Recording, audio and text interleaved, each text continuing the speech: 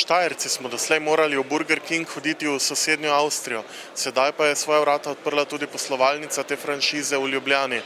Pa si poglejmo, kako drugačni so Burger Kingovi hamburgerji od tistih pri McDonald'su. Vsaka konkurenca je dobrodošla, obe multinacionalni korporaciji pa povsod po svetu bijeta boj za stranke. Ljubitelji hitre hrane, ki jih je zaradi hitrega življenjskega tempa vse več. Gneča ob otvoritvi restauracije je bila tolikšna, da smo na naše naročilo čakali polnih 30 minut. Ko smo bili pripravljeni preizkusiti izbran sendvič, pa so nam zaposleni povedali, da ta dan zaradi pomanjkanja mesa ni mogoče dobiti dvojnih ali trojnih Whopperjev, ampak samo enojne. 7,30 € proti 8 €. Kupili smo dva primerljiva menija pri McDonald'su in Burger Kingu. V enem je Big Mac s veliko Coca-Colo, krompirčkom ter z McChickenom, v drugem pa primerljiva zadeva McWhopper s krompirčkom, Coca-Colo in pa sendvičom Long Chicken.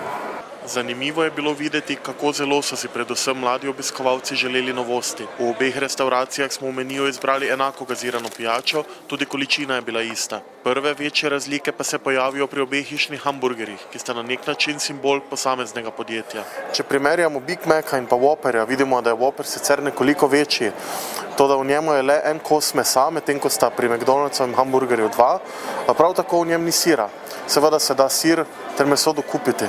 Končno je nastopil čas, da preizkusimo enega in drugega. Svojevrstno omako iz Big Maca v Whopperju iščemo zaman, saj kot pri običajnem hamburgerju najdemo kečap in majonezo, kakor tudi hrustljavo solato, čebulo in paradižnik. Oba sendviča sta zanimivega okusa in po svoje zelo različna.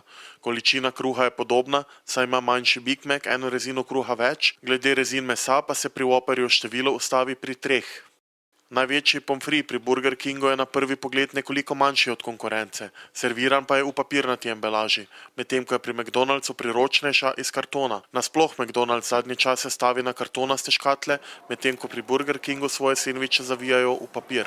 Okusi so različni, tako kot tale krompirček. O tem bi težko razpravljali, kateri je boljši. Naslednji par za primerjavo je McDonald'sov McChicken ter Long Chicken, kot ga prodaja Burger King.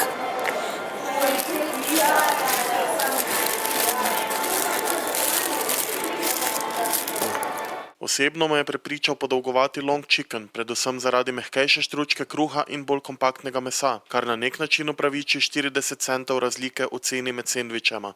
Seveda sta bila izbrana sendviča zgolj dva v široki ponudbi različnih izdelkov, ki jih ponujata oba primerjanca. Okus hrane pa je tako ali tako zelo subjektiven in je v njem precej težko argumentirano razpravljati. Kljub prizvoku nezdravo, ki se pogosto omenja ob tovrstni hitri hrani, pa bo zagotovo vsak našel kaj zase.